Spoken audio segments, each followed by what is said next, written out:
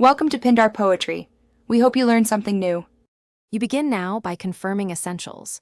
Your iPhone is signed into your Apple ID, has current iOS, and Bluetooth is on. Once done, power the watch and bring it within an inch of the phone. Open the watch app and tap Start Pairing. You do this because proximity triggers the pairing animation and exchange of credentials securely. If the automatic animation appears, align it in the iPhone viewfinder. That visual handshake speeds the setup and avoids manual entry. You should see an animated pattern on the watch. Once you align it in the iPhone viewfinder, pairing proceeds automatically and the watch app begins secure configuration. If the animation does not appear, choose manual pairing and type the 6-digit code shown on the watch. That establishes the same secure link. Next, pick Restore from Backup versus Setup as New.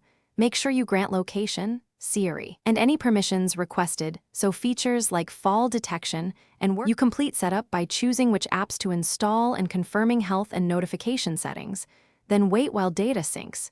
Be patient, syncing can take several minutes. Make sure to set a watch passcode and add cards to Apple Pay if you plan to use payments.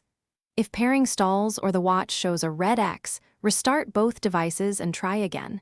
If that fails, unpair and repair, and only then reset network settings.